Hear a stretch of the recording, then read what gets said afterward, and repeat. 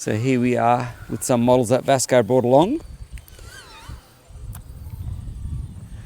Now, how good is this? Okay, Vasco, tell us what we're doing today. All right, so today we figured it would be a good day to do a bit of a Viper showdown.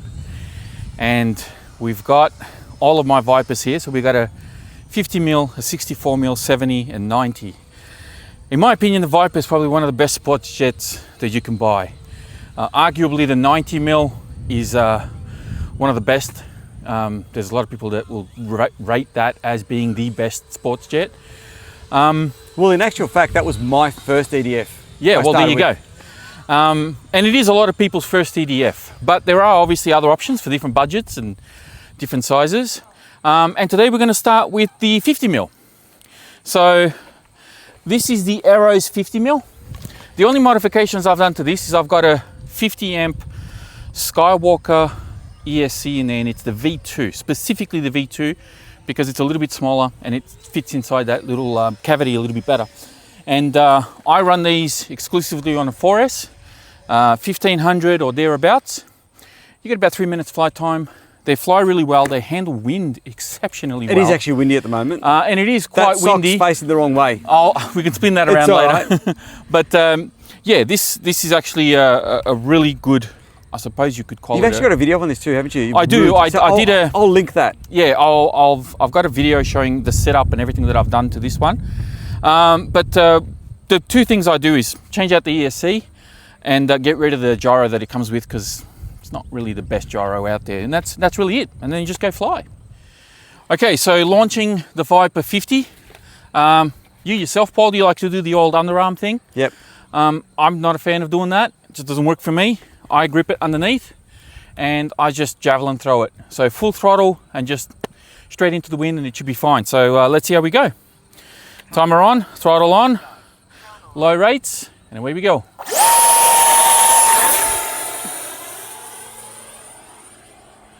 So this is can be a pretty twitchy little plane, so you do want to turn your rates down to make it nice and smooth, give yourself a bit of expo.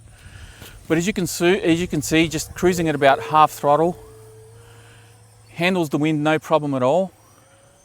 And this is with no gyro. And the only thing these things don't have is a rudder, although you can fit one in if you want to. So it's strictly bank and yank, just elevator and ailerons. Just watch out for that trainer. And now what we'll do is we'll do a full throttle pass here, coming down the other way. And now I'll give you a taste of how fast these little guys can be. Doing a fast pass there, Kevin.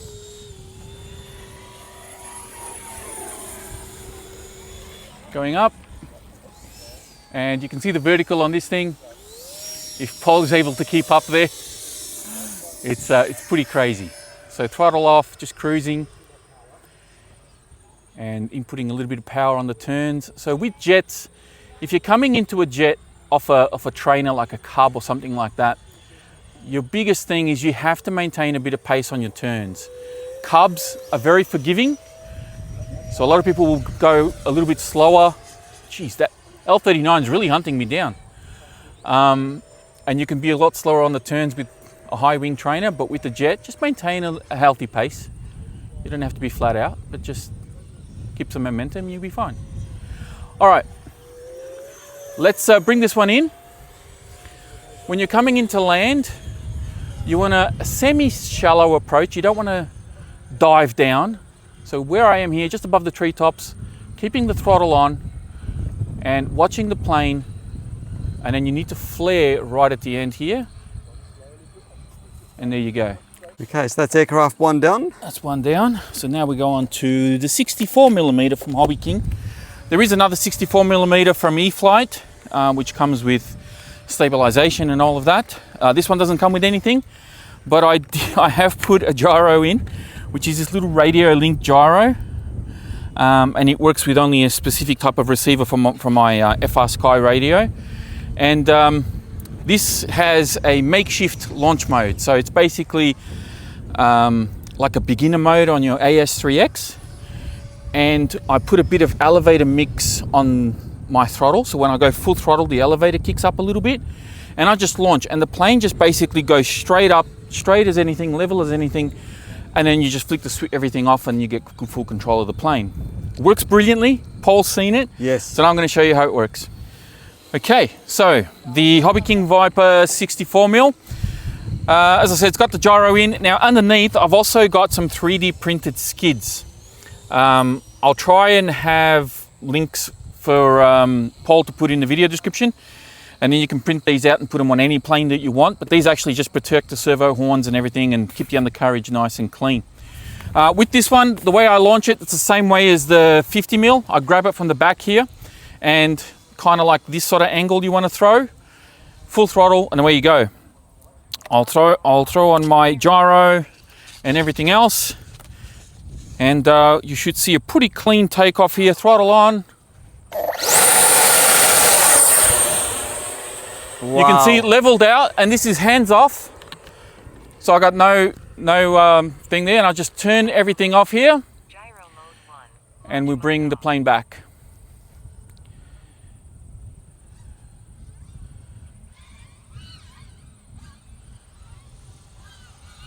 Nice and smooth down the runway here. So mind you, at the moment I've got gyro off, so I'm in manual mode. If I flick here, so this is gyro on now, and to be honest, you won't really see too much of a difference. It may oscillate a little bit because the gains might be a bit high. I might go into high rates, just so I have a bit more authority. But this is a hands-off throttle pass, so I'm about half throttle, and you can see I've got no hands on the radio. Smooth fly, this plane. Timer stop. Timer start. Just remember I didn't turn on my timer. All right, we're going to go up at the end here, and then we're going to do a full throttle pass coming down the runway with the wind. Climbs up really well, rolling over. Here we go, full throttle on a 64. Nice throaty sound. Peeling in the middle.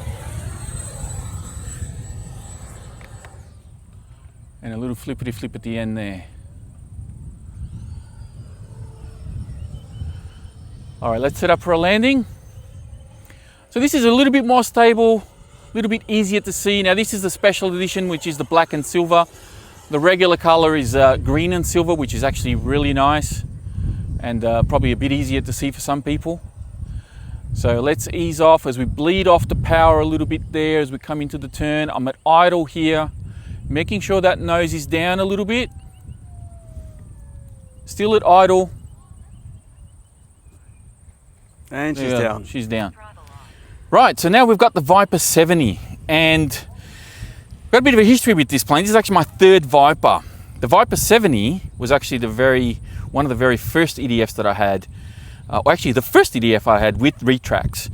And I had that, I banged that around a little bit, learned to fly with it. Then I bought a second one, which was the Blue Angel sort of color scheme, the blue and yellow. And I had that for about a year and then sold it. And now I've got this 15th anniversary edition, which I absolutely love. I love this color scheme, and it's got the better suspension, and it's just a brilliant plane. It really carves beautiful lines, doesn't Beautiful, beautiful plane. It handles the wind quite well as well. So this will run anything from a 3,300 to a 5,000. Oh, really? Yeah, depending on the shape of the battery. Not all 5,000s will Wow. fit. You need to have sort of like long, skinny batteries for it to work. Yep. In here, believe it or not, I've got a 5400 Bolt HV. Wow. So it does fit in there. It's a tight squeeze, but it does fit. I didn't have to carve out canopies or anything like that. You just push it all the way back, and yeah, we'll take it up and you'll get to see the performance of this thing. Sweet.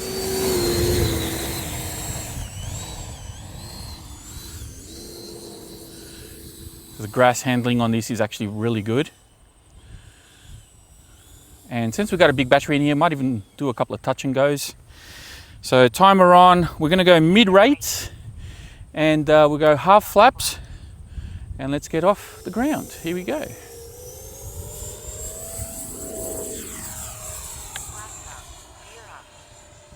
Let the plane settle in. You can see it's got plenty of punch.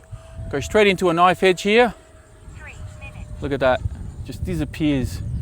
Turn it around and we'll come in a little bit slower here. Going up.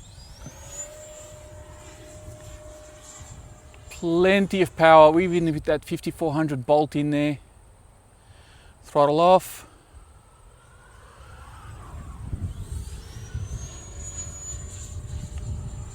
Do an inverted pass.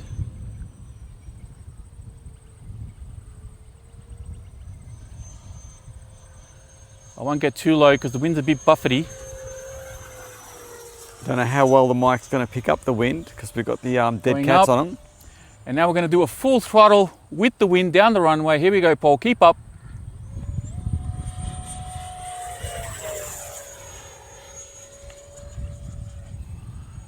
Spinning around. Peeling in the middle. And flip. And we're going to drop gear. And we'll come in for a touch and go. I might just do a half flap. The wind's Gosh, that really, wind's really blowing now. really blowing. It's going to put me to the test here. See if we can actually land this. I would say that's pretty good. I'll take That's that. very good. Now keep in mind there's no gyro in this either, so it's all pilot.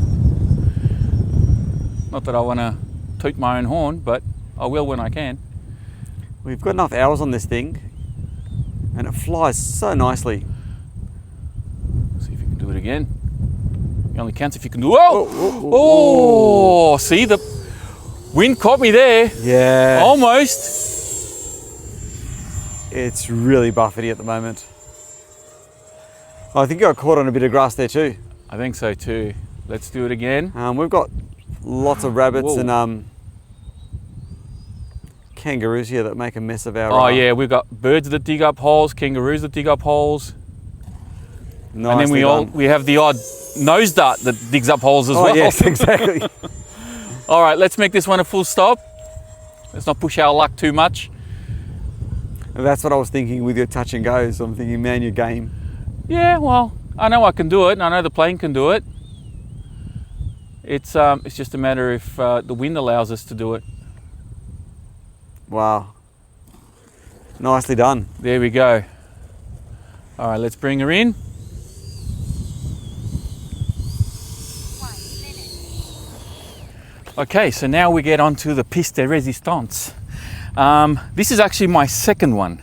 First one I had was a bind and fly, and I had that for what, a couple of years, Paul, roughly? Yeah. Flew it heaps, but it started getting grubby, so I sold it and bought this one as a plug and play. So this one has no gyro in it. It's got my own receiver in it, but to be honest, it flies exactly the same. Yeah. This arguably, like I said, is probably the best out of all of them. It's also the most expensive, so rightfully so. Suspension's amazing, power's amazing. Only mods to this one is I've got the upgraded aluminium higher KV 6S motor in it. So it does sound a little bit punchier and it's got a bit more of a throaty sound. But other than that, it's all the same. Well, when Vasco puts this down, I'm going to get him to show you the suspension on this thing because it is absolutely insane. Our strip is not perfect by any means, is it? No. Like I said, we've had, we get a lot of wildlife here digging up holes.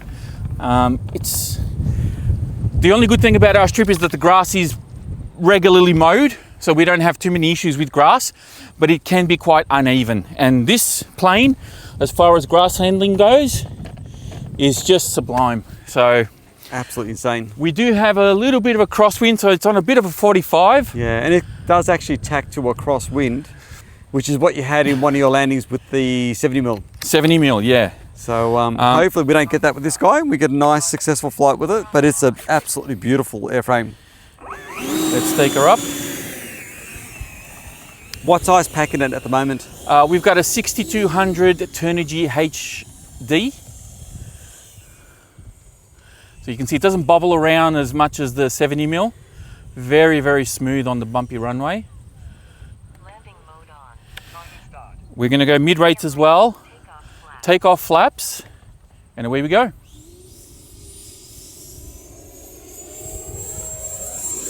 So smooth off that bumpy runway. Going up.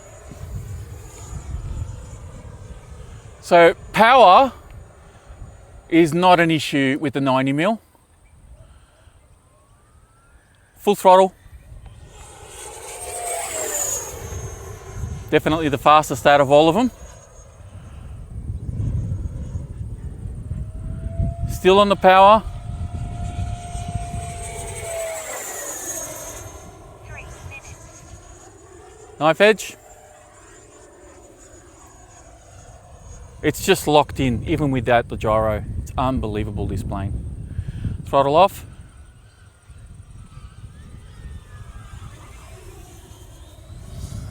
You can see the wind's kicking it. Well, it's a decent crosswind. The wind is kicking it, but it's handling it so well.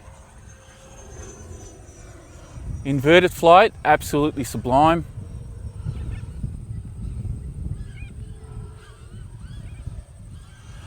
On calm days, I have to say, the 70 and the 90, you're really splitting hairs as far as stability and performance.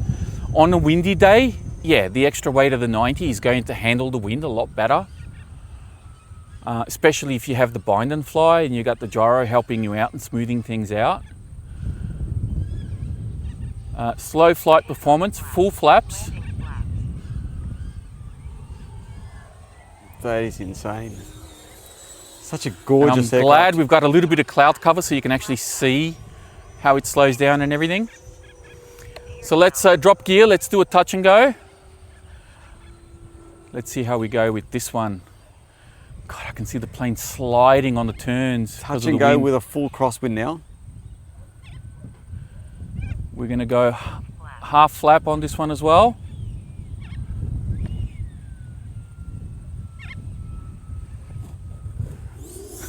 That's pretty good. I'll Nicely take done. that all day on a windy day.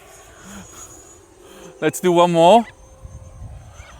We'll come in from the deep end and just slowly cross the runway to keep that wind on the nose. So we'll come in a bit deep. And just, you can see the plane kind of crossed up a little bit. It's not straight, which is what we want. See the wind trying to get me? See, that was at a lot. Did the 70mm did the same thing? Yeah. Unbelievable. Let's go one more time. Is this a landing or? I'll do the landing on this one. Okay. Yeah, I'll do a full stop. I'm paranoid with this crosswind at the moment. Like, it is insane. It is quite strong. You really need to be on your toes. All right, got a little bit more speed here, so it should touch down. Oh, Nicely done. And that suspension is just I'll amazing. take it. So yeah.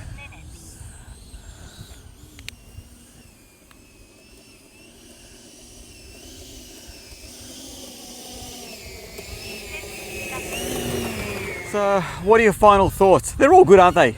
Look, they're all good. They're all very similar in the way that they fly. As you go smaller, the stall characteristics of the wing become a little bit more evident. So if you are going to start with something cheap like the Viper 50, for example, just remember to maintain a little bit of speed. Practice those approaches. If you have to, take the plane up and really check the stall characteristics. All of these Vipers, if you get slow enough, they will drop a wing. They don't traditionally mush. I've got They experience in that. Yeah, they will drop a wing. So as long as you maintain a healthy speed and you don't flare too much when you are touching down. The reason why my little 50mm doesn't have stickers is because I made that mistake. I flared a little bit too much and she dropped. So just keep that nose at a certain angle. Don't go too much and you'll be fine. As you progress up, then it starts to get a little bit easier. As you can see with the 90mm, I was able to come in a little bit slower as well compared to the other ones. But yeah, they all fly very, very similar, just a little bit more agile than others. Some will handle wind a bit better than others. The 70 does handle it, but not as good as the 90. But on a calm day, if I fly the 70 and the 90 back to back, the only thing I notice is the noise. Yep. They carve lines like anything, and even the 64 and the 50. I mean, you've seen me Yes. fly those a few times, and they're just amazing planes. The Viper is really an outstanding sports jet.